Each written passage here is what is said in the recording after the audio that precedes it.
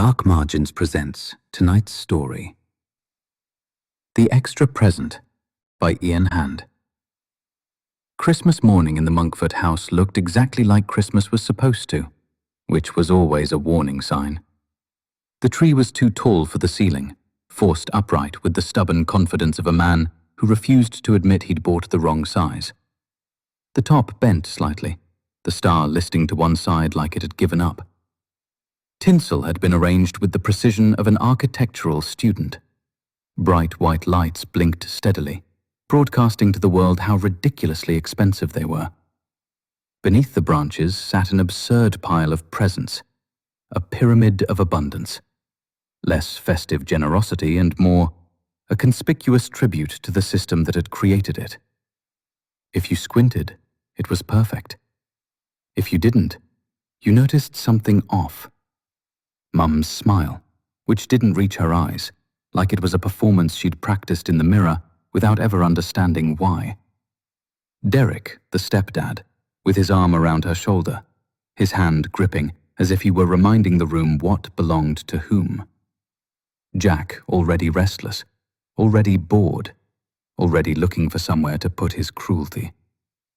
And Molly, 12 years old, who sat cross-legged on the carpet, with her hands neatly folded in her lap, waiting for permission to be happy. "Right," Mum said, clapping her hands together in that bright primary school teacher voice she used when she wanted the world to behave. "Phones away. Family time. Let's do this properly." Jack rolled his eyes, like Christmas was something being inflicted on him personally.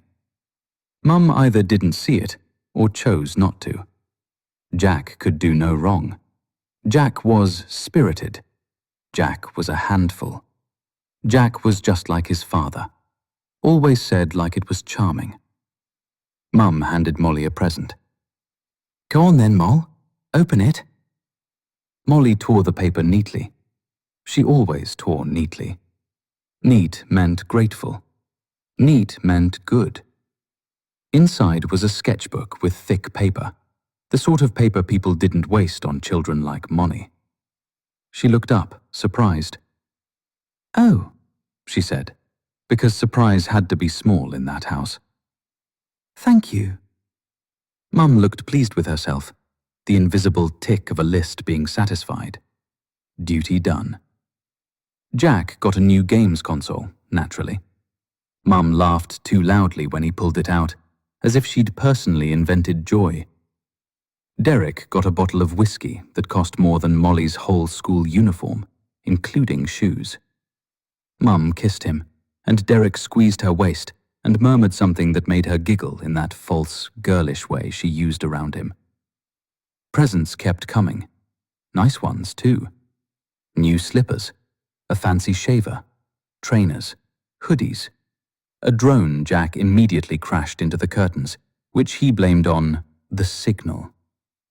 Molly got pens, a book, socks with foxes on them, and a doll.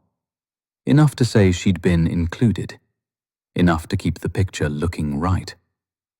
Then Molly noticed the small parcel. It was tucked right at the back under the tree, half hidden behind a drift of shredded wrapping paper. It hadn't been there before. Molly was sure of it. She'd spent a week staring at the shapes beneath the branches, guessing sizes, preparing herself, not daring to hope too much. This one was the size of a miniature box of chocolates, perfectly wrapped. But the paper was just wrong. No reindeer, no snowflakes, no laughing Santas. It was a pattern that made the eyes slide away. Swirls and angles, like a kaleidoscope drawn by someone with a migraine. The colors were... the only word that fit was deep. Greens, purples, golds. Molly reached for it. Jack leaned across and smacked her hand. "That one's probably mine." "It's got my name on it," Molly said, keeping her voice level. Jack snorted. "Yeah, right."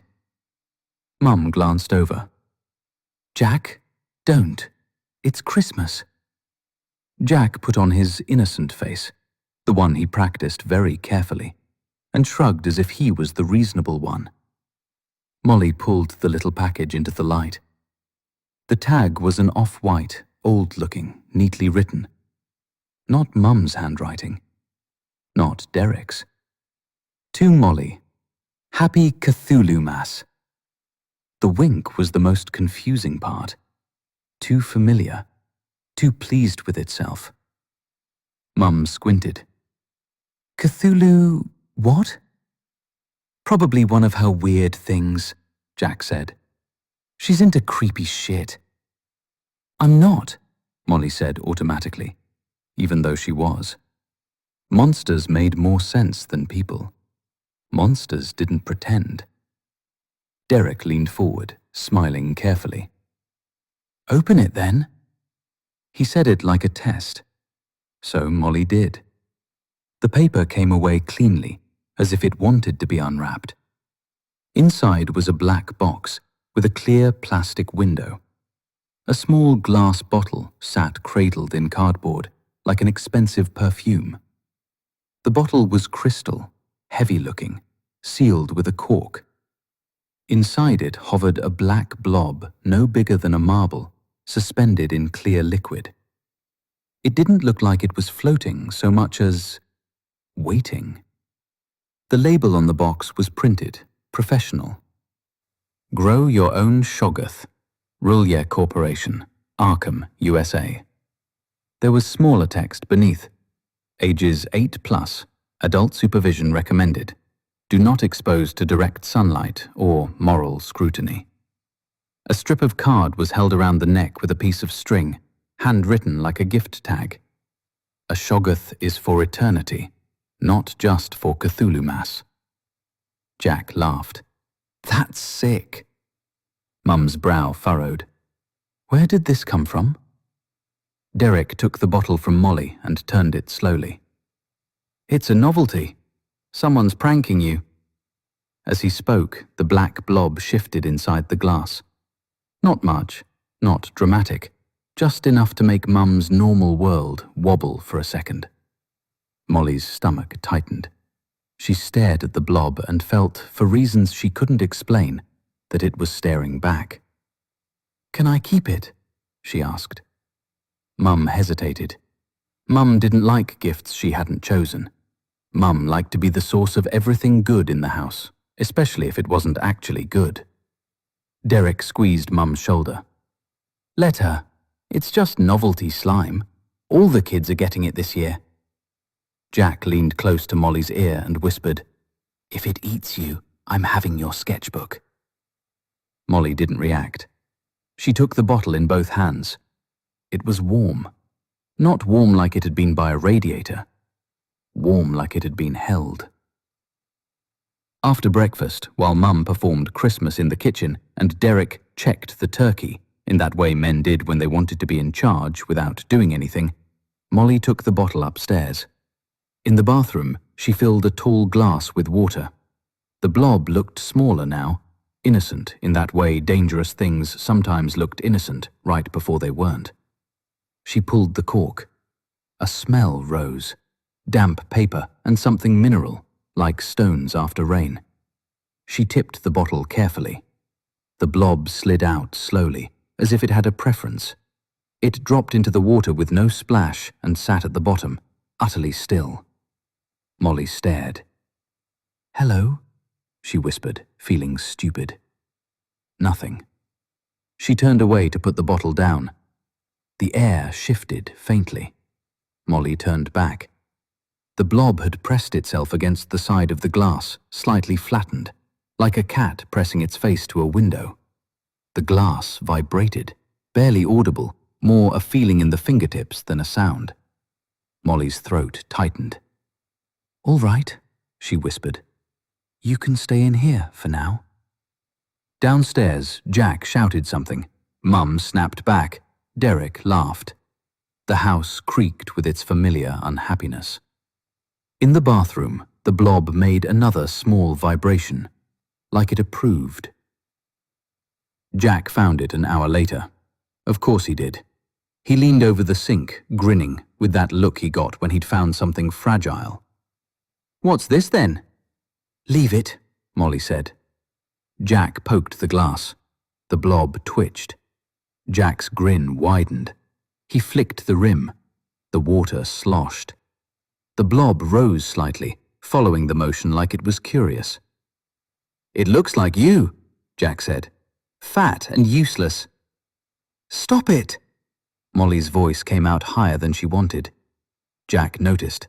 His eyes sharpened like a dog sensing fear. He reached into the water. Molly stepped forward to stop him. Jack shoved her shoulder. Hard. Molly hit the doorframe. Stars burst behind her eyes. "Mum!" she shouted automatically. From downstairs. "What?" "Jack's." "Don't start, Molly," Mum snapped. "It's Christmas. Stop trying to make everything about you." Jack smirked. The world always lined up behind him. He plunged his hand into the glass and grabbed the blob. It stuck. Not like glue, not like slime. Like suction. Jack's grin faltered. "What the?" The blob tightened around his fingers, firmly. Not painful, not yet. Like a handshake you couldn't pull away from. Jack yanked. The blob stretched, thin black strands following his hand like black treacle. It made a stronger vibration. Pleased. Jack hissed at it like it should obey him. "Let go!" Molly stepped closer. The blob loosened, not because Jack demanded it, because Molly was there. Jack pulled his hand free, shook it like he'd touched something disgusting, then stormed out, shoulder-checking Molly on the way. "Freak," he muttered. And downstairs he put on his angel face and told Mum Molly was doing weird stuff again. And Mum sighed, like Molly's existence was a chore. Back in the bathroom, the blob recoiled into itself and drifted upward in the glass, as if it wanted to be nearer the surface. Nearer her. When Molly approached, it made a tiny, eager shiver. "It's okay," she whispered. "He's gone." The blob pressed itself to the glass again. Not affection exactly, more like alignment, a thing finding its place. And Molly felt something unfamiliar rise inside her. Not joy, not safety, something quieter, being chosen. By lunchtime, the Shoggoth had outgrown the glass. It didn't explode. It didn't leap out. It simply wasn't the same size anymore, like a child who'd grown in the night. Molly found a bucket in the garden shed, one Mum claimed she used for gardening, though it looked like it had never seen soil. Molly sneaked it upstairs and filled it with cold water. She tipped the Shoggoth gently into the bucket. It sank, then rose, reshaping slightly at the edges, as if it enjoyed the new space. It vibrated, pleased, almost purring. Molly whispered, "Right, stay in there. Don't get on the carpet." The Shoggoth vibrated again, as if it understood her tone, if not the words. Downstairs, Christmas lunch arrived. Turkey, roasties, sprouts nobody ate. Derek poured whiskey at midday because Christmas was his excuse for everything. Mum performed martyrdom over gravy. Jack kept picking at Molly with small humiliations, an elbow, a whisper, a look, each one tiny enough to be denied. After lunch, Jack followed Molly into the hallway. He backed her into the wall, close enough she could smell Christmas dinner on his breath. "Where's your pet?" he said. "Leave me alone." Jack snatched the new doll she was carrying and wrenched one arm off. Molly stared, close to tears. "You," she started to say, but Jack grabbed her wrist and twisted. Pain shot up Molly's forearm. Her eyes watered. "Go on," Jack whispered. "Cry. Call Mum. See if she cares." Molly's throat tightened. She didn't call. The house held its breath. Then, quietly, something wet moved upstairs. Not fast, not sneaking, patient. Jack froze. His eyes flicked toward the stairs. The sound came again, soft slopping on wood, like a spill that had decided it had somewhere to be. A black shape slid into view on the landing above. For a second, it was only a mass, darkness with weight. Then, as if remembering it needed to be understood by a child, it adjusted itself into something almost friendly, a rounded stillness, a tilt, a waiting. Molly's stomach dropped. Jack's instinct, as always, was to dominate anything unfamiliar. He lifted his chin and shouted, "Oi! Get back in your—" The Shoggoth surged between the stair rails. Jack's voice wavered. "Molly, what the—" It landed. No, it didn't land. It flowed onto Jack's head, then Jack's shoulders, then his chest. By the time the blackness reached the floor, Jack had disappeared. No screaming, no drama, no cinematic gore. Just a soft sound, like a bath plug being pulled. The hallway looked normal again, which was the most wrong thing of all. Molly stood rooted to the spot, her wrist still aching where Jack had held her, her brain trying to shove Jack back into existence and failing. The Shoggoth shifted close to her, not nuzzling, but settling against the space she occupied, as if taking up residence in her presence. From the front room, Mum called out, annoyed and bored. "What are you two doing now?" Molly stared at the floor where Jack had stood seconds before. The Shoggoth vibrated once, content, then turned away and began to slop back upstairs. It didn't flee. It didn't hide. It simply went about its day. Molly found it in the bathroom. The door was ajar. Steam curled out. She pushed it open and froze. The bath was full. Not just full of water and blackness. The Shoggoth had poured itself into the tub like a dog that had decided baths were normal and required. It splashed lazily. Splosh, splosh. And the sound was so domestic, Molly almost laughed, which was absurd, because Jack was gone, and there was a Shoggoth in the bath. She should have screamed. Instead, she whispered, "What are you doing?" The Shoggoth vibrated, pleased, like, bath. Good. Molly turned the tap on a little. Water ran. The Shoggoth shivered with obvious delight and sloshed in the tub as if playing. Steam thickened. The bathroom took on that damp paper smell again, like old books stored in a damp loft. "Molly!" Mum shouted from downstairs. "Where's Jack?" Molly's heart jumped. She shut the bathroom door gently, as if the Shoggoth was asleep and might wake. Molly shouted back, "He's in his room." A pause. Then Mum again, sharper. "And what are you doing up there?" Molly's mind raced like a kid flipping channels. "I'm going to take a Christmas bath with my new bath bombs," she lied. Mum muttered something about Molly being a bloody nuisance. Derek laughed, one of his small laughs that meant nothing mattered until it happened to him. Molly leaned her back against the bathroom door. Inside, the Shoggoth splashed contentedly, as if Christmas was going swimmingly. For the next couple of hours, Molly became the guardian of the bathroom. Each time Mum's footsteps started up the stairs, irritated, certain, already ready to blame, Molly called out to her with a fresh excuse. First, "I'm still in the bath."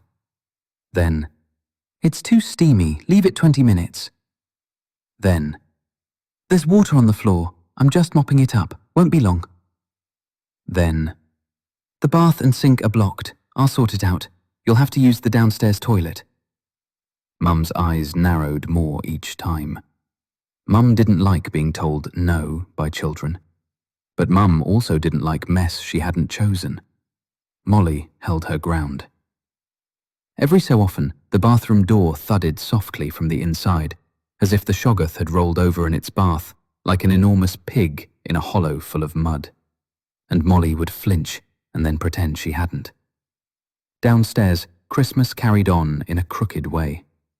The turkey cooled. Wrapping drifted across the carpet like paper snow.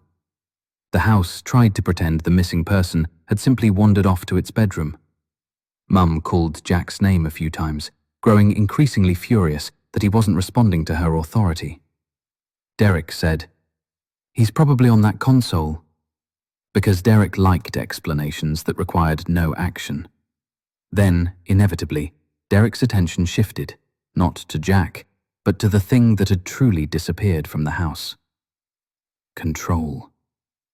Mid-afternoon, Derek came up the stairs. Molly heard his heavier footfall and felt the air change. Derek moved through the house like he owned it. Which he didn't. Mum did. Molly was outside the bathroom door, arms folded, trying to look casual. She was wearing a bathrobe to make it look like she'd had a bath. Derek stopped on the landing and looked at her as if she were an inconvenience that had learned to speak. "Where's Jack?" he asked, too calm. "In his room," Molly said, because lying was the only tool she'd been given. Derek's gaze slid to the bathroom door. "What's that noise?" Inside, the Shoggoth gave a small, pleased splosh, as if on cue. Molly swallowed. "Plumbing. It's been doing it for days." Derek stepped closer. "Move." Molly didn't. Derek's mouth made a shape that wanted to be a smile and failed. Molly's heart hammered. The door behind her suddenly felt like it was made of paper. Then Derek's gaze shifted away from the bathroom, down the hall, toward Jack's room. He took a step that way instead. "Right," he said, deciding. "I'll find him myself." Molly followed, stomach tightening. He pushed open Jack's bedroom door, without knocking, because knocking was for equals. He scanned the room. "Okay, where is he?" Then he turned and strolled into Molly's room with faint disgust, like he couldn't believe she was allowed possessions. He lifted the corner of her new sketchbook with 2 fingers and let it fall. "Where are you hiding him, Molly?" Derek asked casually. "Nowhere. I mean, I don't know where he is. Maybe he went to see a friend," Molly stammered. Derek turned to her. His eyes did that thing, sliding away from her face to her shoulder, to the edge of her bed, to anywhere except her eyes. He lowered his voice, like he was being kind, and gently touched her shoulder. "Molly," he said, as if softness excused anything. "Your mum gets stressed. She doesn't always want to." Molly's skin crawled. The words arrived without rehearsal, without poetry. Just true. "He touches me," Molly said very quietly, "and tells me to keep it secret." Derek froze. For half a second, his face did something strange, like a mask slipping and then snapping back on. "Who the hell are you talking to?" he said, too fast. Behind him, the air shifted. The Shoggoth entered the room calmly. No crash, no roar, just a shadow deciding to be solid. Derek turned. His eyes widened. He tried to speak. The Shoggoth made a small, satisfied vibration, almost affectionate, almost pleased to have been invited to work, and slid a tendril across Derek's mouth like a hand. Sound stopped. Derek's eyes bulged. He shook his head, tiny and panicked. The shoggoth flowed around Derek's ankle and began to climb up his legs towards his crotch. The shoggoth did not rush. It simply began to enforce a boundary. Molly stood perfectly still, trembling, watching as the room's power rearranged itself. The shoggoth slid backwards into the hallway with slow inevitability, dragging Derek with it. The bedroom door shut gently behind them, like the height of good manners. She trembled, listening to the hallway, as if the house itself had leaned in. A moment passed, then another. Somewhere, deep in the pipes, a low vibration travelled through the walls. Steady, electrical, satisfied, like a current finally completing a circuit. Downstairs, Mum began to spiral. No one was paying her any attention. She moved from confusion into fury, because fury was her comfort. Fury meant she still had a role. She stabbed at her phone. "No signal. Of course there's no bloody signal." Then she shouted up the stairs. "Derek! Jack! Where are you?" No answer. She shouted again. "Molly!" Still nothing. And then Molly came down the stairs, slowly, carefully, as if trying not to make them squeak. Mum stood in the living room among torn wrapping, cold plates, the half-watched Christmas film. Her face was tight. "You," Mum said, and Molly's name was an accusation without needing to be spoken. "Where's your brother? Where's Derek? What have you been doing?" Molly didn't answer. Mum's eyes landed on what was dangling from Molly's outstretched hand by a length of wet, pink elastic. 2 new baubles. They were glossy, weighty, spherical but not perfectly round. As Molly moved, the ornaments bounced together, not with a bright chime, but with a soft, wet thuck. Mum stared at them, as if her mind couldn't decide what category to put them in. Molly walked forward and hung them carefully on the tree. The branch bowed slightly under their weight. Then Molly turned and placed a piece of paper on the coffee table. It had been torn from her new sketchbook with the good paper. There were 2 lines written in thick red crayon, wobbly capitals, careful and serious. 1 boundary violation, resolved. 2 offending parts, removed. Mum snatched it up automatically. Her face changed in tiny increments, like a photo buffering. She opened her mouth. Nothing came out. "It told me how to spell it," Molly said quietly. Mum's eyes flicked from the paper to the baubles, then to Molly, then to the hallway, as if she could see the approaching reality and didn't like it.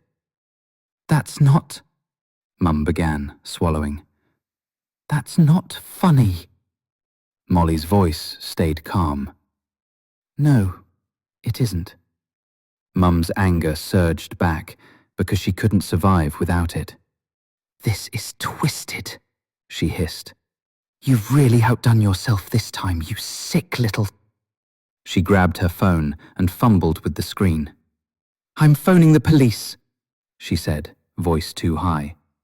"Unless you tell me exactly what's going on. I'm going to find Derek and your brother." She marched toward the living room doorway and stopped, because the hallway beyond wasn't empty anymore. Something black and wet and impossibly quiet slid across the floorboards, like an oil spill deciding where it wanted to go. It moved without hurry, without effort, and yet with total certainty, until it filled the threshold. Not attacking, not facing them. After all, it had no face. It was just there. Mum stared, chest rising and falling too fast. Her eyes tried to insist it was a shadow, a trick, a nightmare, something she could shout down. The shoggoth shifted slightly. The damp paper smell returned. The house creaked, not like settling, like agreement. "Molly," Mum said, and for the first time, Molly's name wasn't a weapon. It was a plea. Molly tilted her head, listening. The way you listened when someone whispered behind a wall. "It says you should stay," Molly told her politely, "so we can finish Cthulhu Mass." Mum swallowed hard. Then Mum did what she always did when she couldn't win with words. She tried to use her hands. She lunged toward Molly, face twisted, palm raised, nails extended. As her hand was about to make contact with Molly's cheek, the Shoggoth moved. Not dramatically, but efficiently.